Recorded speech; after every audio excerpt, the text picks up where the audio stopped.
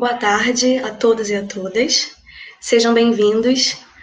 Estamos dando início agora ao evento de lançamento das publicações vencedoras do Prêmio Maria Odila, edição 2017, que está sendo realizado virtualmente em razão da pandemia, da Covid-19 e das medidas de distanciamento social necessárias.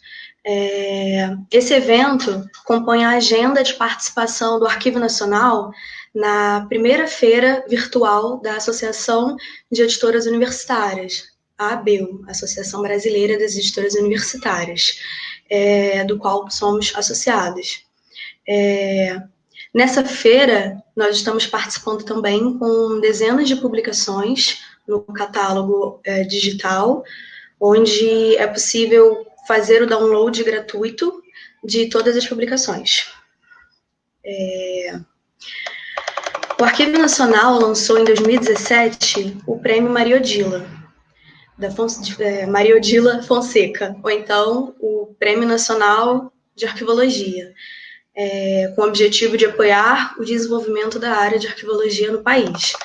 Esse prêmio, ele retoma uma iniciativa anterior, que foi da Associação dos Arquivistas Brasileiros, cujo Arquivo Nacional herdou os direitos, e também foi uma homenagem da instituição à Maria Odila Fonseca, renomada professora da Universidade Federal Fluminense, e também foi servidora do Arquivo Nacional.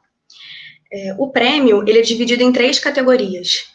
Ele tem a categoria de monografia, de trabalho de conclusão de curso, de graduação.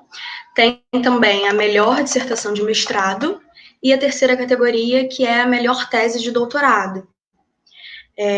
Hoje, nós vamos conversar com os 2 vencedores da edição de 2017, que estão na categoria de monografia e dissertação.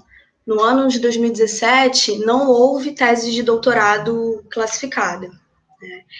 A gente recebeu dezenas de trabalhos e que passou por uma seleção julgadora. A comissão ela foi composta por professores, doutores com comprovada experiência acadêmica, e avaliou os trabalhos com base em critérios como relevância, contribuição da pesquisa para a área de arquivologia, também o ineditismo, originalidade na abordagem do tema, coerência no desenvolvimento e na organização do texto, citações, transcrições, referências, bibliografia consultada, etc. Como eu disse, hoje estamos aqui para bater um papo com os autores vencedores, Na categoria monografia de graduação, a gente tem a Karina Xavier Holstein, com o título da sua monografia, Uma análise dos concursos públicos para arquivista no Brasil. E também o Cássio Murilo Alves Costa Filho, vencedor da categoria dissertação de mestrado, com o título O Ciclo Vital dos Documentos ante o Pós-Custodialismo, o modelo australiano Records Continuum como instrumento de elucidação. Os autores eles serão apresentados logo em breve, com também um pouco mais de informações sobre seus currículos, As publicações que eu citei, elas estão disponíveis para serem baixadas gratuitamente no portal do Arquivo Nacional, também na feira da ABEU, e o livro do Cássio, a categoria de dissertação, também inclui, a premiação também inclui a versão impressa da publicação. Então, o livro já está pronto, a impressão do livro já está concluída e estará disponível para compra também no Arquivo Nacional daqui a algumas semanas. Então, só continuar acompanhando as nossas publicações, as nossas postagens, que em breve a gente vai estar voltando com mais informações. Agora, eu vou apresentar para vocês a Thaís Lacerda, que vai mediar essa conversa com o Cássio e com a Karina. A Thaís Lacerda, oi Thaís, servidora atualmente no Arquivo Nacional, A Thaís, ela é doutora pelo Programa de Pós-Graduação em Ciência da Informação da Universidade Federal Fluminense, possui graduação em História e em Arquivologia, pós-graduação em História do Brasil e mestrado em Ciência da Informação. Desenvolve pesquisas nas áreas de Arquivologia e de História, com ênfase em Epistemologia e Memória Social. Atualmente é coordenadora de consultas ao acervo do Arquivo Nacional. Oi, gente, boa tarde. Obrigada, Letícia. Queria agradecer, né, a Letícia e a equipe da organização do evento, a equipe da COPED, principalmente a Silvana, que acompanhou também, que se mobilizou aí para organizar tudo dentro desse contexto que a gente está, né, complicadíssimo, e não deixar o evento morrer. E eu fico muito feliz pelo convite, porque mediar uma mesa, assim, com trabalhos tão construtivos para a área, me deixa bem feliz, principalmente por serem assuntos bem relevantes e por serem pesquisas que fazem os arquivistas pensar e serem críticos, né? Isso é muito importante, muito caro para a área. Então, não quero me estender muito, porque a gente está logo no iniciozinho, e já vou chamar logo a Karina para apresentar o trabalho dela. A Karina Xavier Holsten, como a Letícia já comentou, ela é graduada em Arquivologia pela Universidade Federal do Rio Grande do Sul, foi amplamente reconhecida por seu trabalho de conclusão de curso intitulado Uma Análise dos Concursos Públicos para Arquivista no Brasil, com o qual foi a vencedora do Prêmio Nacional de Arquivologia Maria Odila Fonseca, de 2017, e alcançou o primeiro lugar da região sul na arquivologia no concurso TCC-ABCIM, da Associação Brasileira de Educação em Ciência da Informação, em 2017. Além de ter elaborado o artigo vencedor da categoria Melhor Artigo Proveniente de Trabalho de Conclusão de Curso de Graduação em Arquivologia no 5º REPARC, que é a Reunião Brasileira de Ensino e Pesquisa em Arquivologia. Desenvolveu atividades junto à Assembleia Legislativa, o Tribunal de Justiça e o Arquivo Histórico do Estado do Rio Grande do Sul.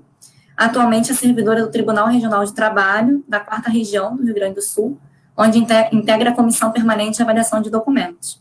Então, Karina, por favor. Obrigada, Thaís. Inicialmente, então, queria agradecer a todos que estão assistindo aí esse evento hoje, né, nesse formato novo agora, modelo 2020.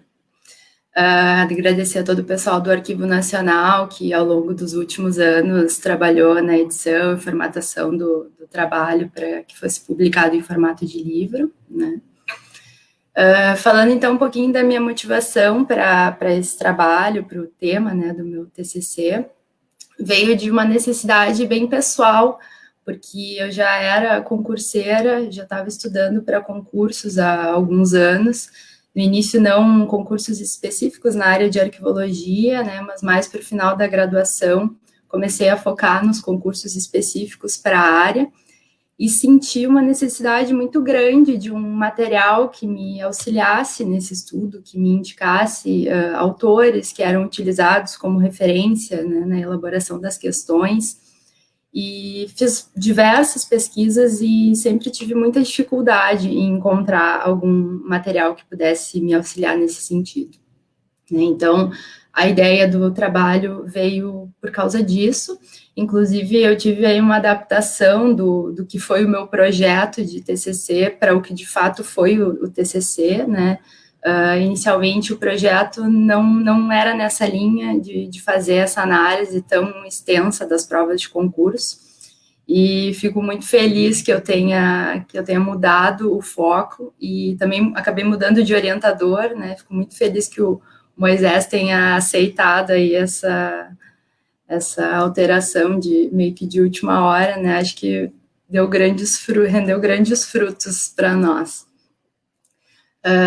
Então, a elaboração do trabalho, ela foi uma análise bem extensa de provas de concurso para cargo de arquivista, né?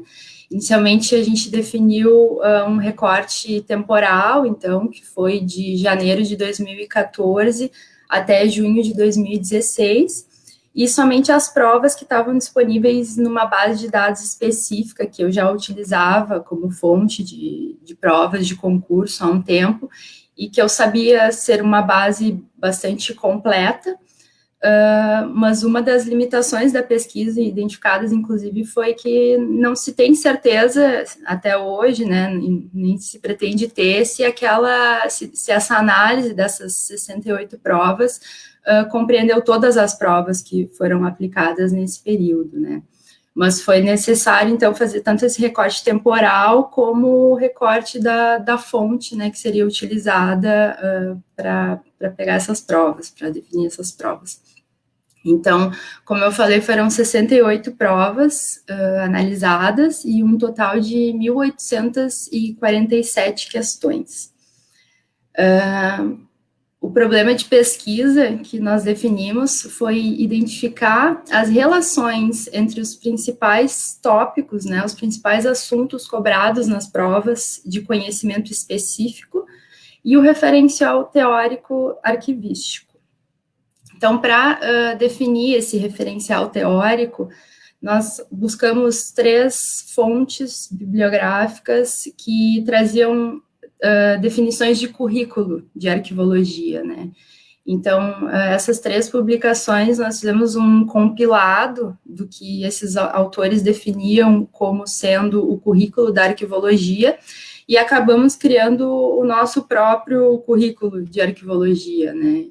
Que acabou sendo dividido em 2 grandes grupos, que nós chamamos de arquivística pura e disciplinas conexas. Em arquivística pura está, por exemplo, gestão documental e legislação, já nas disciplinas conexas são aquelas que são auxiliares à execução do trabalho arquivístico, por exemplo, digitalização, estatística.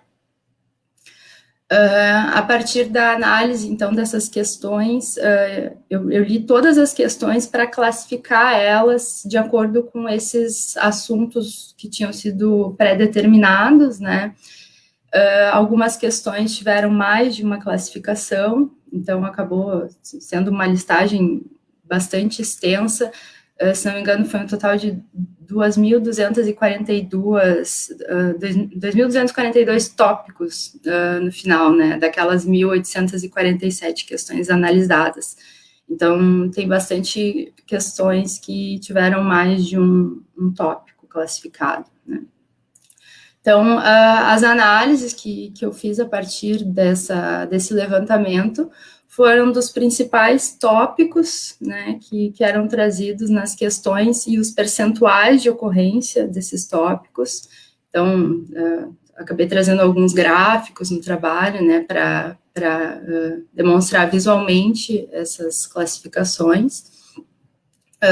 Também fiz uma análise do referencial bibliográfico que era usado nas questões, embora tenha um quantitativo bem pequeno, praticamente assim 1/3 das questões continham um referencial bibliográfico, né?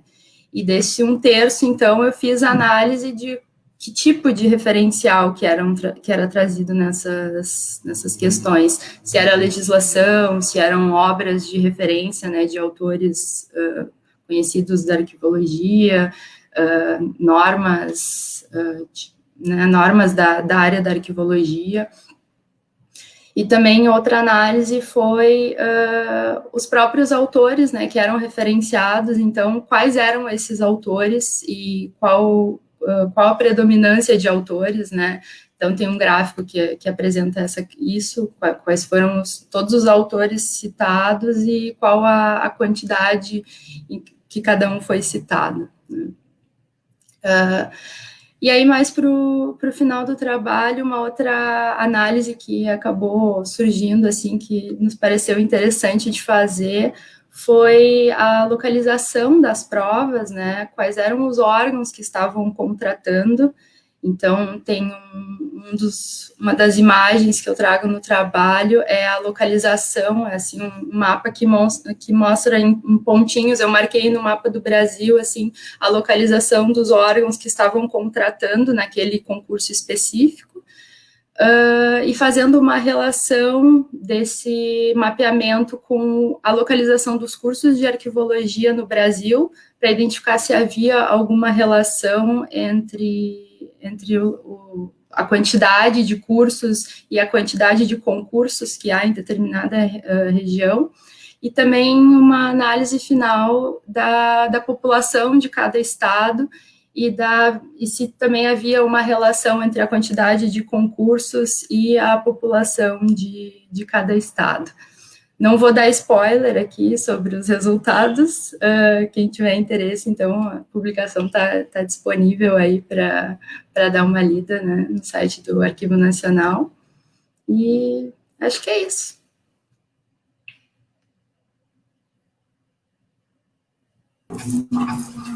Oi, Karina. Obrigada. Depois eu confesso que eu vou pedir alguns spoilers, sim. Só para tirar algumas dúvidas, mas aí vamos ver com o pessoal também que vai mandar as perguntas, e o pessoal que está assistindo, né, pelo Facebook, pode mandar as perguntas que a gente vai ler aqui, vai fazer para os apresentadores, no final das apresentações. Então, quanto mais perguntas, melhor, assim, para a gente poder, porque a ideia realmente é uma roda de conversa, é a gente trocar mesmo, e também estimular novas pesquisas e tudo mais, né? Então, agora eu vou trazer também, para também não ficar falando demais, mas talvez a minha preocupação é sempre essa. Vou chamar o Cássio Murilo Alves Costa Filho, que teve o trabalho dele de dissertação agora publicado também pelo Arquivo Nacional, ganhador do prêmio de melhor dissertação da Maria Odila Fonseca de 2017, intitulado Records Continuum, Limitações do ciclo vital dos documentos na era pós-custodial e as contribuições da arquivologia australiana. O Cássio é graduado em arquivologia, mestre e doutorando em ciência da informação pela Universidade de Brasília. Em 2017, além do Prêmio Nacional de Arquivologia Maria Odila Fonseca, categoria dissertação, venceu o prêmio Melhor Dissertação promovido pelo Fórum Nacional de Ensino e Pesquisa em Arquivologia. Atualmente é analista de administração pública do Tribunal de Contas do Distrito Federal e se dedica a estudos e pesquisas sobre documentos digitais, teoria e epistemologia arquivística, pós-custodialismo, políticas, normas e sistemas informatizados de gestão de documentos. Cássio.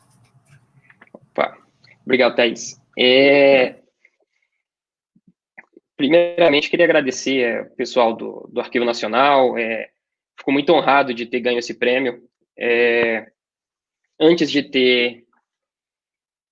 não pensava em ganhar um prêmio, mas a minha banca examinadora do mestrado, eu tive também o privilégio de contar com a professora Angélica Marques, a professora Clarissa Schmidt, que também foram vencedoras do prêmio Maria Odila Fonseca em realizações anteriores. Fazendo esse agradecimento, eu queria fazer uma breve exposição do trabalho. Creio que quem já teve acesso ao e-book que foi disponibilizado pelo Arquivo Nacional vai ver que o trabalho foi muito bem estruturado, um trabalho muito bem feito pelo Arquivo Nacional, e também estou na expectativa de ver como ficou o resultado do livro, né? Isso aí, como a Letícia disse, em algumas semanas a gente vai poder ter acesso. Primeiramente, eu não tinha perspectivas de iniciar uma trajetória acadêmica. Durante a graduação, eu também, como a Thaís, eu estudava para concursos públicos, eu já era servidor público, e num momento ali profissional de insatisfação, eu era técnico administrativo do Ministério Público, eu ainda não estava atuando na área como arquivista. Num momento de insatisfação, eu tive um desejo de um novo desafio. Então, eu comecei essa trajetória acadêmica, comecei no mestrado sem ter experiência de iniciação científica durante a graduação. Então, era um mundo totalmente novo. Para isso, para iniciar nesse percurso, eu comecei lendo muitos artigos, muitas teses, dissertações sobre a pesquisa em arquivologia em si, sobre como realizar uma pesquisa na área da arquivologia. Então, eu tive a sorte de ter contato com a tese da professora Angélica. Nessa tese, eu tive a explicitação de uma constatação que eu já havia feito, que era a pouca ou a nenhuma interlocução da nossa arquivologia com a arquivologia australiana. E eu via que autores daquele país estavam no cerne, no centro das discussões mais contemporâneas da área. Então, os principais periódicos de âmbito internacional sempre traziam discussões de autores australianos. E eu pensava por que a gente não tinha tanto contato com aquelas produções. Então, logo aliando isso ao fenômeno do documento digital, a todos os impactos que o digital, todo o impacto que o digital trouxe para a arquivologia, inclusive com a reformulação de conceitos, com a ressignificação de fundamentos da área por diversos autores, eu fiz um recorte considerando a pouca interlocução e também esse impacto do digital na arquivologia. Eu selecionei um fundamento teórico, um conceito muito relevante para a área, que é o ciclo vital dos documentos. Para mim, ele moldou o pensamento arquivístico moderno. A gente tem como exemplo as estruturas organizacionais de diversas instituições modernas, currículos de curso de arquivologia, todos fundamentados nessa noção de idades, de fases. Peguei isso e também já parti do pressuposto que o ciclo vital, ele tinha algumas limitações frente a essa nova realidade. A pesquisa se iniciou a partir desse pressuposto, então eu constatei que o ciclo vital ele tinha limitações frente aos ambientes digitais, a novas redes de profissionais, organizações complexas, e para comprovar esse pressuposto, eu parti de uma investigação do ciclo vital dos documentos em si, como ele surgiu, como ele se consolidou e como ele se disseminou. Fiz um estudo em diversas publicações no periódico American Archivist, da Sociedade dos Arquivistas Americanos, para entender bem como o modelo surgiu, como ele foi conjecturado. Fiz uma pesquisa bastante extensa sobre interpretações e sistematizações realizadas por diversos autores. Então, fiz subdivisão entre interpretações que estavam mais relacionadas ao records management americano, sistematizações que estavam mais relacionadas à tradição europeia, às idades. Destaquei diversos atores relevantes, como Philip Brooks, que foi o primeiro a fazer a analogia do ciclo vital com a vida de um organismo biológico. Também destaquei Yves Perrotin, que fez a primeira analogia com idades, a importância das metáforas como recursos didáticos para explicar essa noção da formação de um arquivo, que ele nasce, ele se desenvolve, ele morre, alguns aspectos religiosos utilizados nessas metáforas, como questão de purgatório, para se referir ao arquivamento intermediário, a questão da reencarnação, para se referir ao recolhimento dos documentos ao arquivo permanente. Então, fazendo esse estudo e compreendendo como o ciclo vital surgiu, se consolidou e disseminou, eu fiz um estudo sobre esse nosso momento atual. Então, diversos autores da arqueologia se debruçaram sobre a transfiguração do objeto de estudo da arquivologia. Um documento ele sofreu essa mutação, ele passou a ser mais compreendido como esse objeto conceitual e não físico.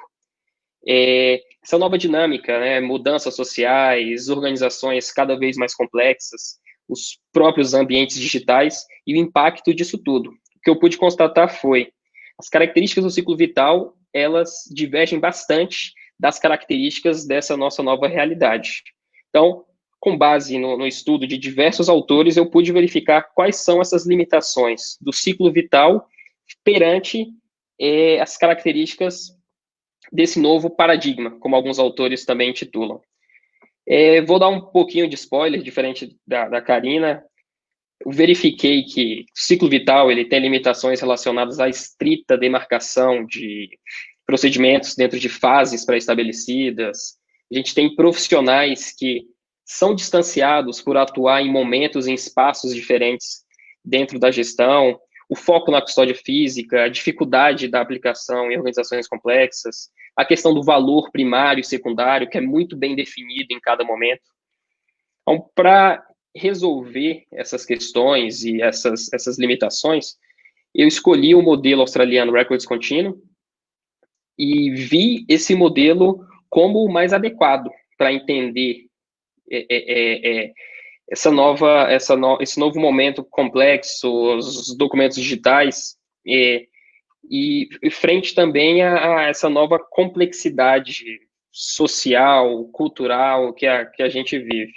Então, primeiramente, o que é o Records Continuum? Eu acho mais interessante começar por o que não é o modelo Records Continuum.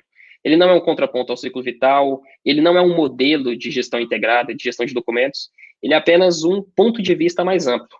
Eu gosto de exemplificar como uma lente. É uma lente para enxergar a formação e todos os acontecimentos que acontecem com os documentos e com o arquivo.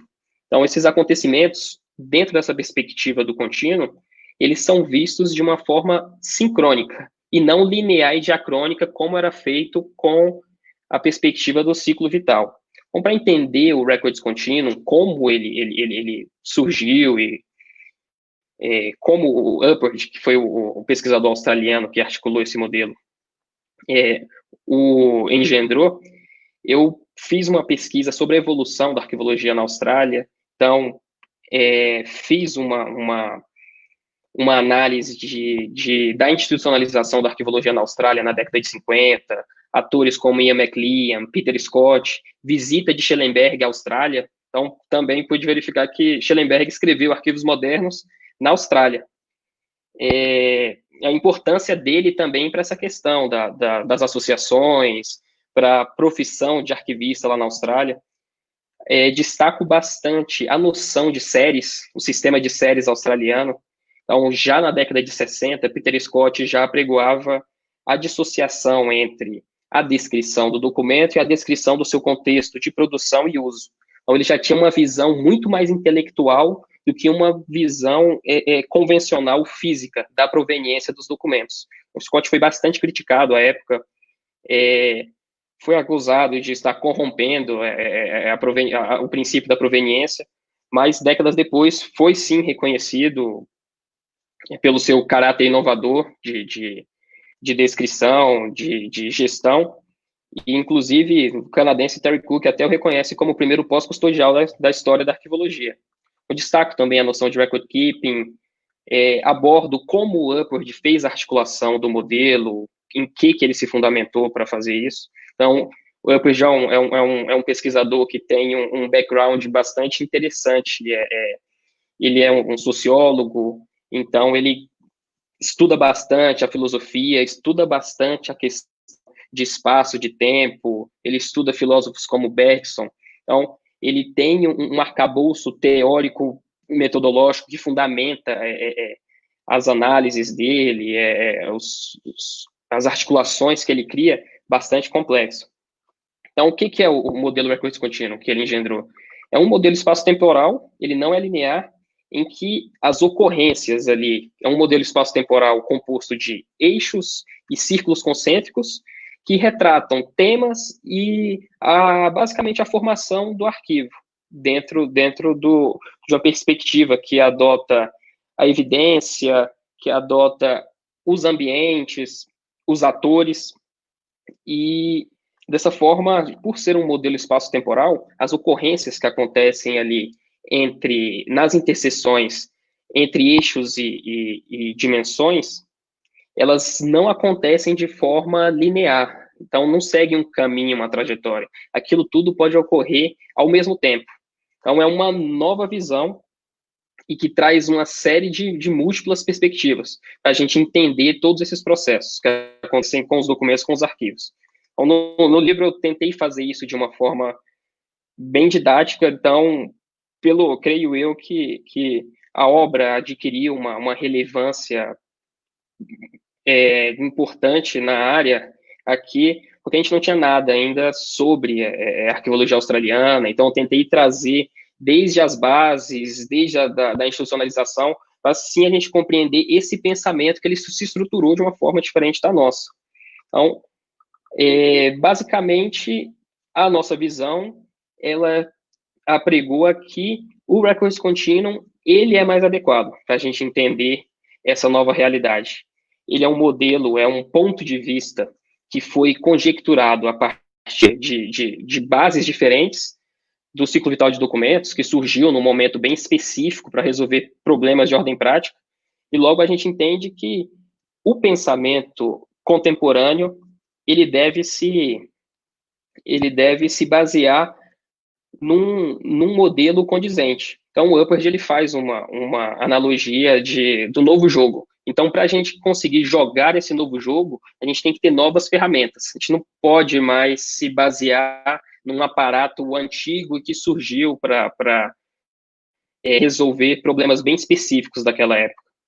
Então, a obra é basicamente sobre isso. Então, creio eu que vocês vão gostar bastante, quem tiver interesse, quem tiver curiosidades em conhecer mais sobre a arqueologia da Austrália, essa questão de pós-custodialismo.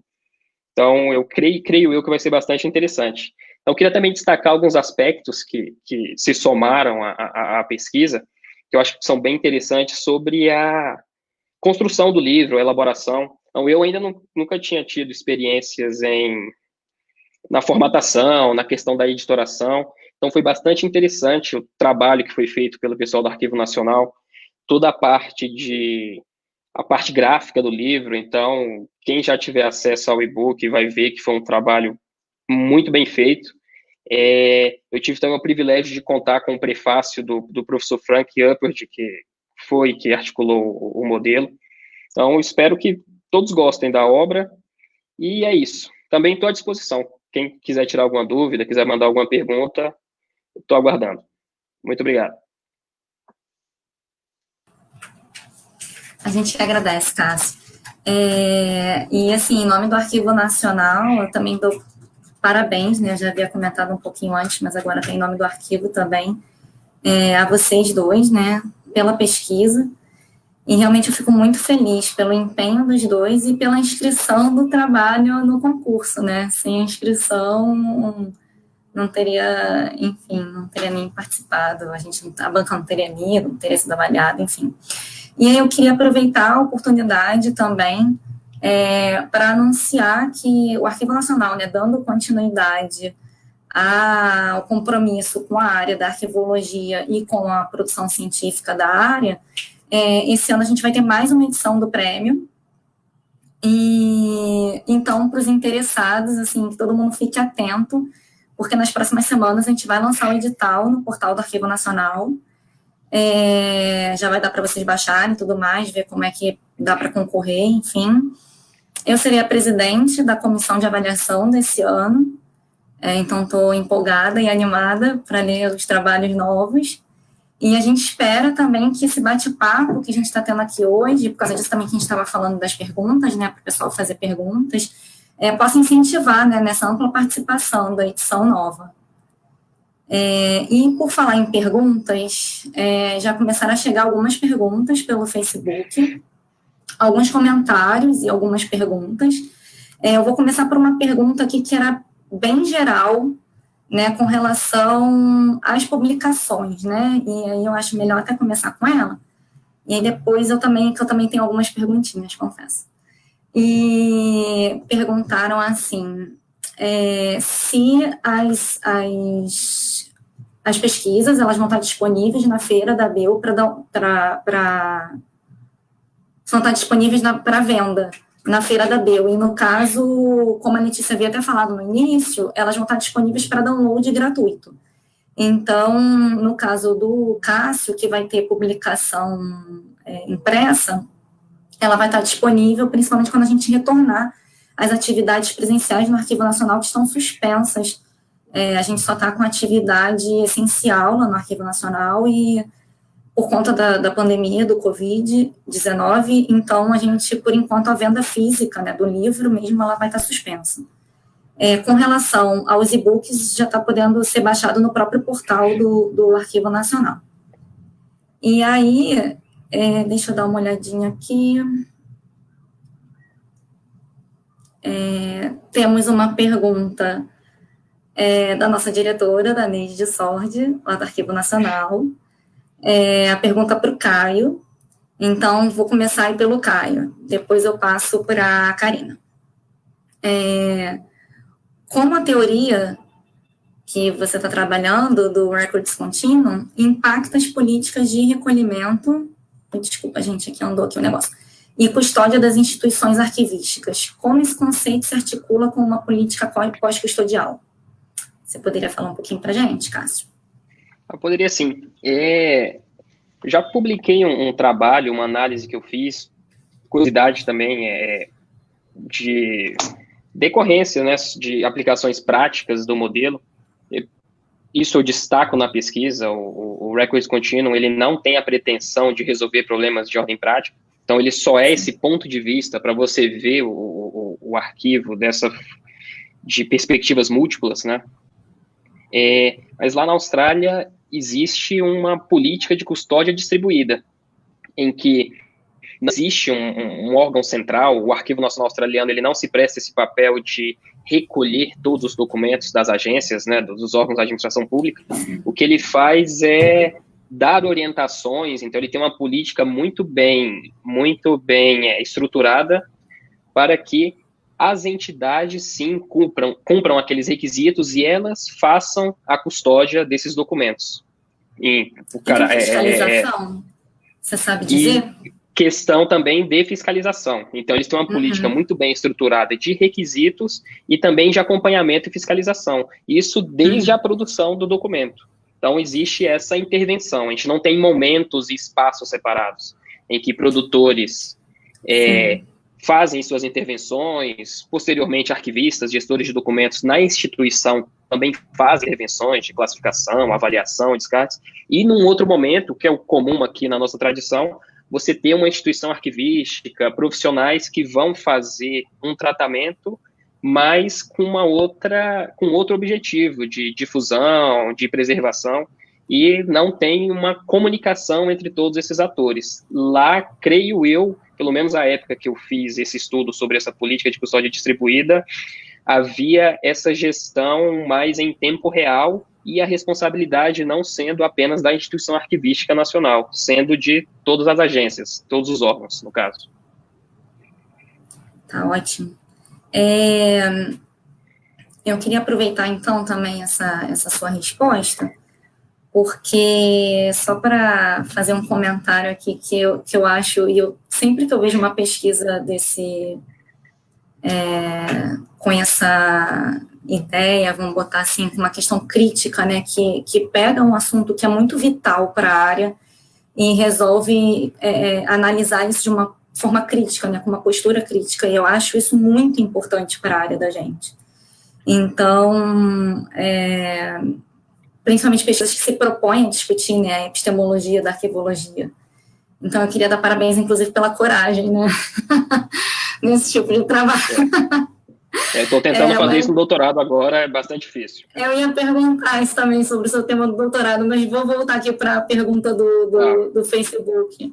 A pergunta é do Vanderlei Santos, e ele faz o seguinte comentário.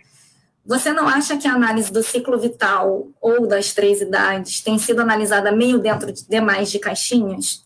Em outras palavras, é realmente necessária ou uma nova teoria ou a existente se presta a uma atualização? Vanderlei é uma grande referência no estudo de documentos digitais, né? É um cara que sempre que eu tenho oportunidade de estar próximo, procuro ouvir bastante o que ele tem a ensinar. O professor Renato, que me orientou nessa pesquisa, também esqueci de mencionar, mas também é um cara que tem um papel muito importante na elaboração, no desenvolvimento desse trabalho. O professor Renato também orientou o Vanderlei no doutorado. E, sem conversar com o Vanderlei, o professor Renato já tinha me trazido alguns questionamentos.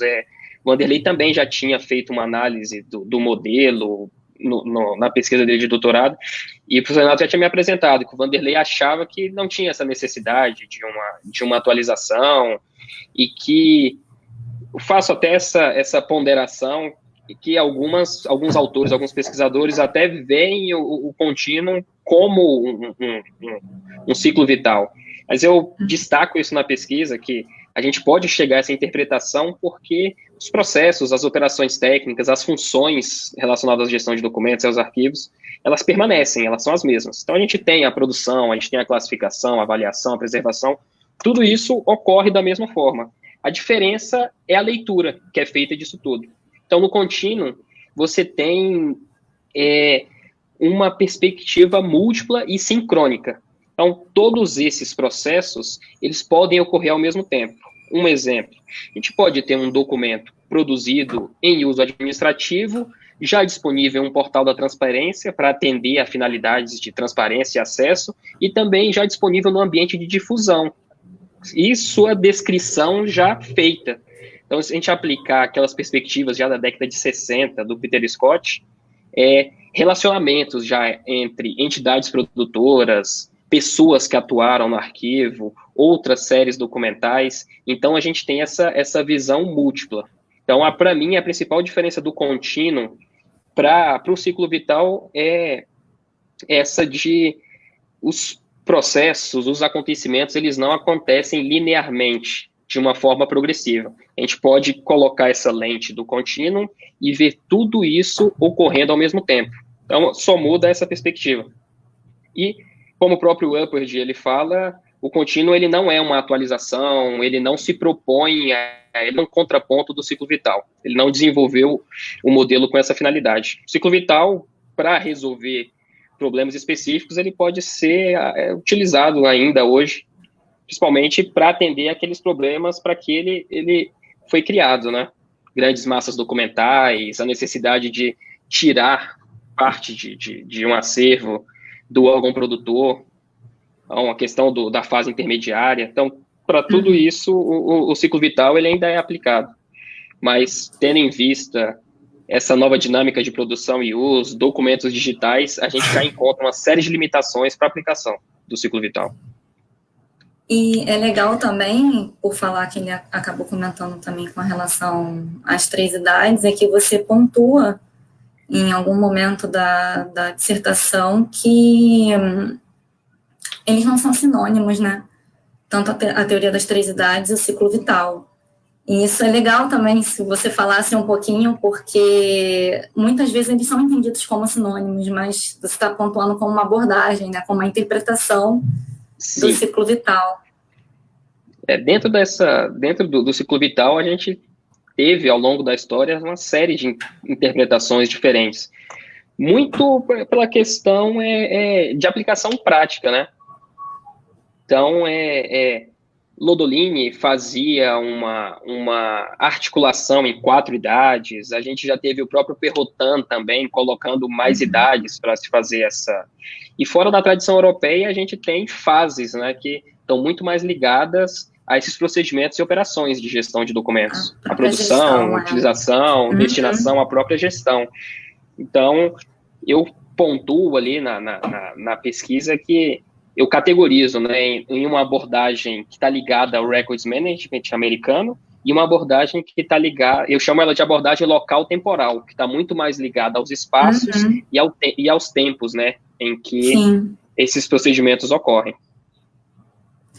E foi engraçado agora eu ter feito esse comentário, porque chegou realmente uma pergunta do Sérgio Miranda, falando justamente sobre isso, pedindo para pontuar essa questão deles não serem sinônimos, então você já comentou sobre.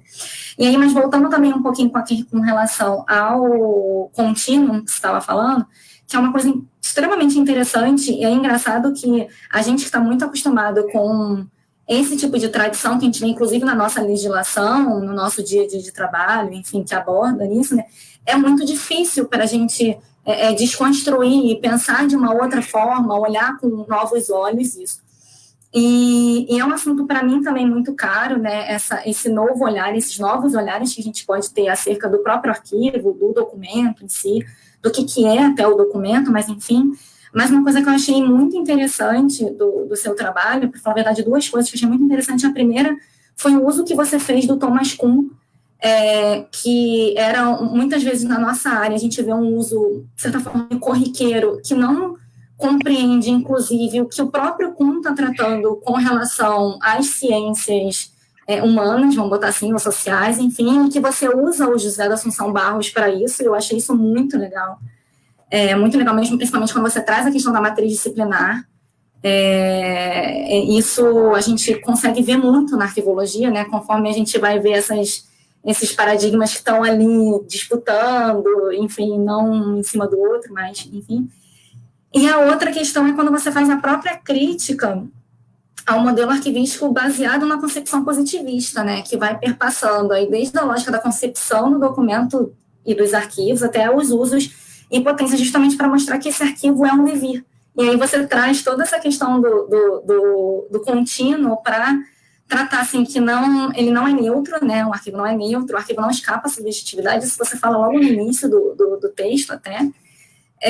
E eu acrescentaria até aí, né, que como você usa a questão do espaço-tempo, né, da questão do tempo histórico, assim como nem não escapa também aos saberes e nem aos poderes. Então, se você pudesse falar um pouquinho mais sobre isso, essa questão do devir, dessa relação com o contínuo, porque isso é muito legal, você está trazendo isso de outras áreas, né, está usando os autores, mas você citou até o Bergson, coisa e tal, e o próprio Deleuze, também o Guattari também acaba colocando, e na filosofia isso é um assunto, né, recorrente até nesses autores, e que na arquivologia a gente vê muito pouco sobre, né, essa discussão, e é bem bacana. Sim.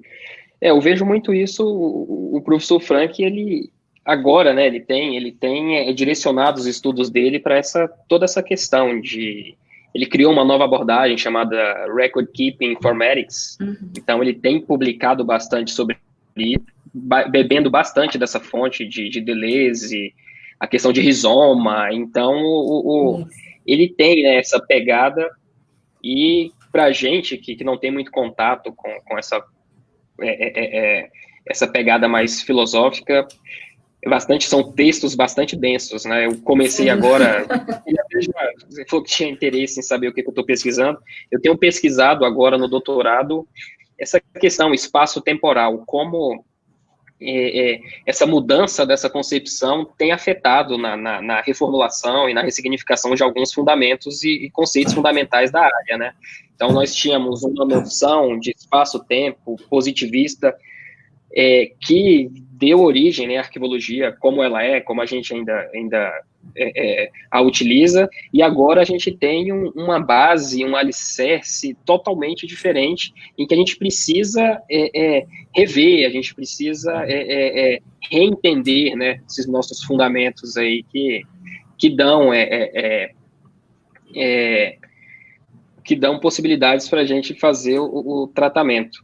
Então, essa questão do devir, tem uma professora australiana, a professora McCamish, que ela pesquisa e estuda bastante esse constante processo ela chama de becoming, né, o documento, ele está sempre se transformando e sempre se adequando a múltiplas finalidades durante o período de vida dele. Então, ele nunca está ali estanque, servindo para apenas algum objetivo. Como aquele exemplo que eu dei, ele pode ser administrativo, histórico e servir a múltiplas finalidades, a múltiplos atores ao mesmo tempo. Então, são as diversas potencialidades, né? As diversas potencialidades, exatamente. Então, é bem interessante a gente pensar o arquivo sobre esse enfoque, né? Então, essa questão de espaço, tempo, virtual, digital, estou tentando trabalhar tudo isso agora na pesquisa de doutorado. Excelente, estou empolgada já. Já estou assim. Já estou assim, trabalhando com questão de tempo histórico na minha pesquisa também. Já estou assim, quero ler essa pesquisa. A gente vai conversar então bastante. Mas, vou perturbar agora a Karina um pouquinho, para ela também não ficar triste, achando que a gente só estou te perturbando. Nem um pouco. Mas eu também li o seu trabalho, eu corri atrás, né, para tentar ler os dois, assim que eu pude, e um trabalho muito legal também, Karina, porque é um tema que para falar a verdade, eu acho que eu nunca tinha lido, para falar a verdade, um trabalho que que trouxesse esse tipo de assunto de uma forma crítica, né, uma análise, né, quantitativa, mas também uma análise qualitativa sobre as provas e os temas abordados nas provas, a forma que foi abordada a relação com a bibliografia, achei super bacana mesmo. E eu sou concursada, né, há 10 anos já no serviço público, sou arquivista do serviço público, e confesso que quando eu peguei seu trabalho, eu falei, eu vou ler sobre a minha prova, mas a minha prova é de 2010. Aí eu vi o seu recorte temporal, inclusive foi quando surgiu a dúvida, assim, eu queria saber como que você fez esse recorte, assim, porque você poderia ter feito uma coisa gigante, né, tipo, eu vou trabalhar, sei lá, desde a década de 70, desde a década de 80, enfim, ou não, eu vou fazer um recorte menor, como você fez. Eu queria saber o porquê que você fez esse recorte menor e se você Já pensou em fazer um maior, ou se você já está trabalhando nisso, enfim? O recorte, ele foi realmente considerando a quantidade de material que ia ser analisado no final. Bastante coisa já, né? Foi realmente uma coisa assim, eu fui pegando provas e provas, e a gente não tinha ainda definido qual seria o critério, né, para fazer essa delimitação, até um momento em que eu cheguei e disse, não, só um pouquinho, a gente precisa definir isso objetivamente, porque senão daqui a pouco eu vou estar analisando provas de 2010, exatamente isso. Então, foi um critério, assim, realmente baseado na quantidade de material que ia ser analisado, que já foi bastante extensa, né, tomou um tempo bem considerável, não só depois toda a análise teórica do que foi classificado. Sim. Mais objetivamente, né? Mas essa classificação objetiva especificamente já me tomou bastante tempo, principalmente porque, como é uma questão bastante subjetiva, chegou momentos em que eu estava classificando algumas questões e eu me lembrava de já ter passado por aquele tópico anteriormente, e aí eu senti necessidade de voltar em coisas que eu já tinha classificado para dar uma olhada e ver se as coisas estavam batendo, né? Foi uma preocupação que eu tive quando eu terminei a classificação, de revisar tudo e ver se estava consistente, né? Se as classificações que eu fiz mais para o final batiam com o que eu tinha analisado inicialmente, ou se tinha necessidade de adaptar alguma coisa. E houve adaptações, e talvez alguém que possa olhar e fazer uma análise exaustiva ainda encontre alguma inconsistência, porque realmente são quase 2.000 questões, né? Então, meio impossível, assim, fazer um trabalho sem contar com algum suporte tecnológico que seja 100%, né? Enfim, acho que deu para entender, assim, né? O que eu quis dizer. Sim, não.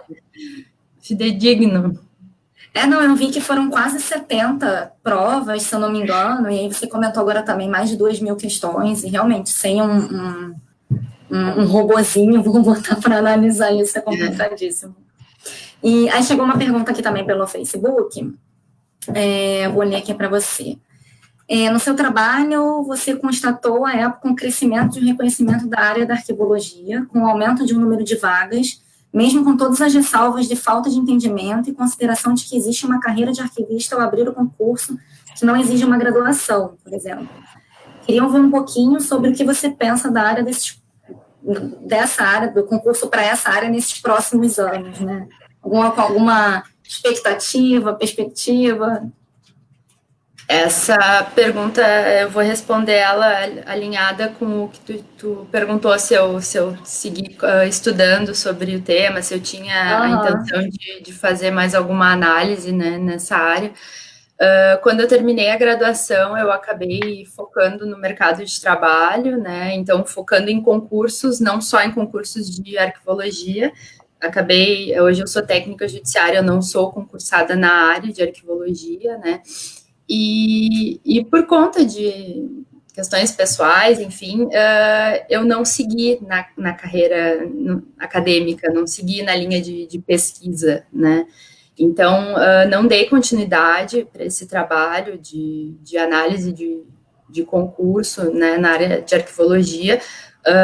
Não descarto a possibilidade de fazer um mestrado, mas caso eu venha fazer, eu já vejo que não vai ser nessa linha, eu não vou seguir essa mesma pesquisa, não seria do meu interesse. E com relação à pergunta ali da Letícia, como eu não continuei pesquisando especificamente sobre concursos na área de arquivologia, eu não me sinto apta a falar, mas eu posso dizer, sendo concursada e né, observando assim, o panorama geral, é que as perspectivas não são muito boas, né? Principalmente agora, a gente não tem aí previsão de concursos, tá tudo meio trancado, né? A gente não sabe quando que isso vai voltar a andar e como é que vão ser essas provas e em termos de, ainda que haja provas, quando que vão ocorrer contratações, né? Então, eu ainda estava estudando para concurso, né, para tentar um cargo melhor, e já faz um tempinho que eu desisti desse objetivo aí e voltei o meu foco para outro lado, né? Então, realmente, eu não... As perspectivas que eu vejo para concursos não são boas. A gente que é concursado, né, que é de carreira, principalmente os arquivistas, a gente brinca que teve um tempo áureo, né, desses concursos de arquivologia, que a gente acha que, vendo o cenário atual da gente, nunca mais a gente vai ver um concurso desses, que originalmente eu sou da UFRJ, hoje eu estou no Arquivo Nacional, mas eu sou da UFRJ. E o meu concurso de 2010, se eu não me engano, foram 25 ou 27 arquivistas no mesmo concurso. Eu acho que isso a gente não vai ver nunca mais. A gente pega... triste, né? Mas...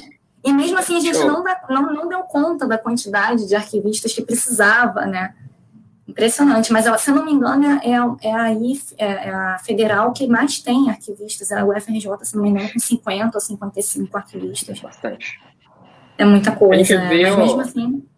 A principal instituição arquivística do país, o último concurso para arquivista no Arquivo Nacional foi em 2007, né? 2006, é. 2006, então, isso. Exato. Também já me dediquei bastante a essa área, né? Eu sou analista do Tribunal de Contas do DF, eu fiz muito concurso, já tentei também, com pouco que eu aprendi nessa época, ajudar colegas a conseguirem cargos de arquivista, mas a gente vê que a oferta, ela diminuiu bastante, né? Sim. Não sei se... Hoje é a grande ascensão do SEI, profissionais da tecnologia da informação também contribuindo para a gestão de documentos, processo eletrônico.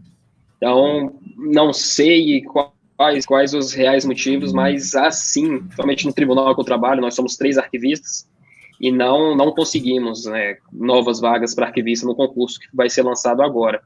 Então, há sim uma diminuição, não sei se um desprestígio, mas a gente vê aí essa pouca oferta de vagas para arquivistas no concurso. Eu trabalho no TRT4 e, embora haja uma resolução que oriente os tribunais a ter o cargo de arquivista no quadro, o TRT4 não tem arquivista no quadro. Isso é muito comum. Os tribunais de contas do Brasil, creio que só 3 têm arquivistas no quadro. De todos os estados da federação e considerando os estados que têm tribunais de contas municipais. Então, nós não temos... já fiz alguns estudos e... Acho que Cássio, seu microfone desligou.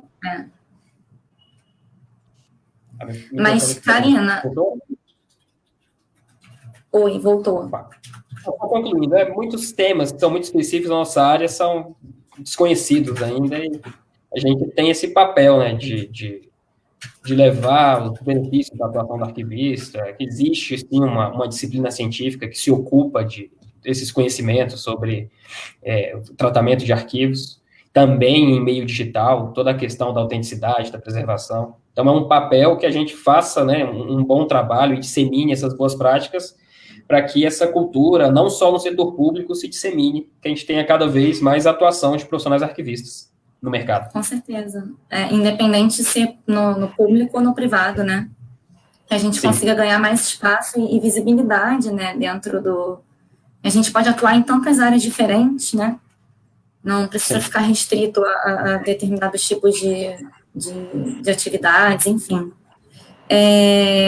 Karina, eu tenho uma última pergunta para você, mas eu também vou ser bem rapidinha, porque a gente já está esgotando o nosso tempo, que eu achei muito interessante também quando você começa a levantar os assuntos das provas, e aí o assunto que é mais recorrente é o de legislação, né? Ele aparece mais do que o de aspectos fundamentais da área. E aí eu queria, você levantou algumas hipóteses sobre, se você pudesse falar bem rapidinho para a gente sobre, porque eu achei isso super interessante, assim.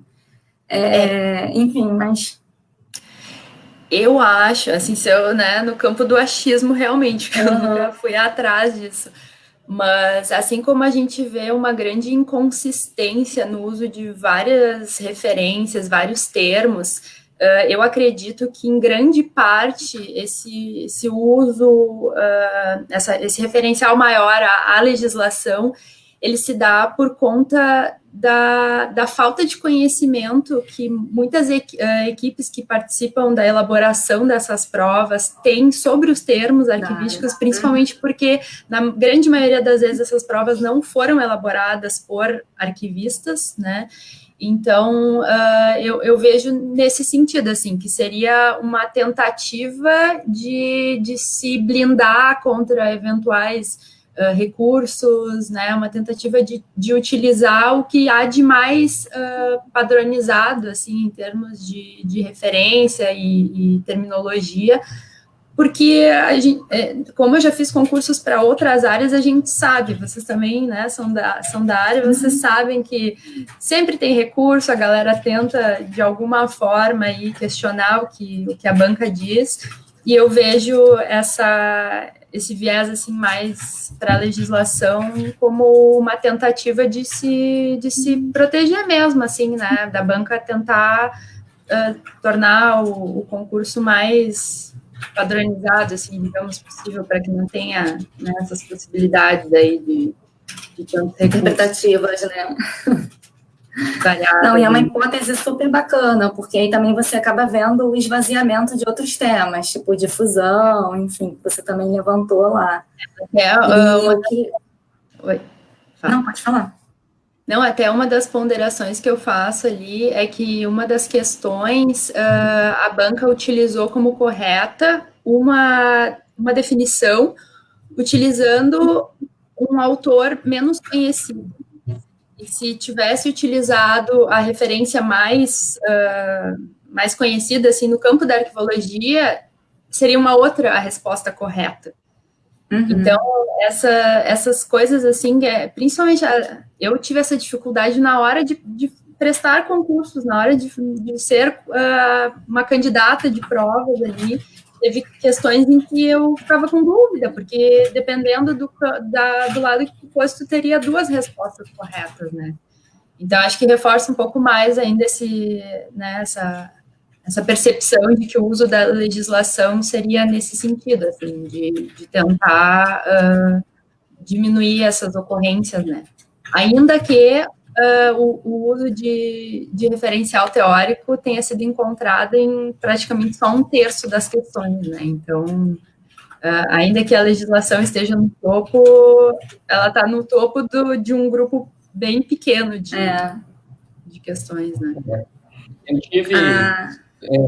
Eu tive uma questão que foi extraída de um trabalho meu, então fizeram até menção eu não lembro qual foi o concurso, e alguém me mandou, falou, pô, Cássio, teve um texto seu que foi utilizado para fazer uma questão, e eu não soube responder de início, não entendi muito bem como que eles interpretaram isso, né? Então, eu como autor, não sei se eu acertaria a questão que foi baseada no meu trabalho. Tipo o Nando Reis, né? Naquela polêmica que teve alguns anos atrás com o uso da música dele na prova. Eu acho que foi até uma prova da FRJ, até, enfim. Mas a diretora do Arquivo Nacional, ela acabou de fazer um comentário aqui no Facebook que complementa até uma resposta nossa que ela lembrou a gente que o Arquivo Nacional colocou no decreto 10.148 de 2 de dezembro de 2019 que seja obrigatória a criação das CEPADs nos órgãos em que todas elas têm um arquivista. Então, isso talvez possa, acredito eu, né? Esperamos que dê uma estimulada, né? De chamar mais arquivistas ou, pelo menos, de contratar mais arquivistas, mesmo que não seja pelo concurso. Mas, gente, dá também um último recadinho aqui que a feira virtual da ABEL, que iria até o dia 8, ela foi estendida por mais 2 dias, ela vai até sexta-feira, dia 10, então fica todo mundo aí ligado, que até sexta-feira tem a feira virtual. E, por fim, eu queria agradecer vocês dois e pela participação, espero que vocês tenham gostado também, e que a gente continue aí trocando, enfim, e que lembrar o pessoal também que daqui a pouco vai sair o edital para o prêmio, e as pessoas se inscreverem e tudo mais, que vale a pena. Obrigada pelo convite para participar do evento hoje. Bastante feliz com a publicação aí. Empolgante, né? Também queria agradecer a todo mundo, também estou na expectativa pela publicação impressa, né? Pelo livro. E também estou à disposição. Qualquer dúvida, qualquer sugestão, qualquer desejo de interação, eu estou à disposição aí para conversar com todo mundo. Tá ótimo, gente. Tchau, tchau. Então, muito obrigada. Obrigada ao pessoal que está assistindo, ao Arquivo Nacional por ter proporcionado aí a própria BIL, né, a organização da feira, enfim, a equipe que promoveu isso. E eu achei que ficou bacana. Tchau, tchau, gente. Tchau, tchau.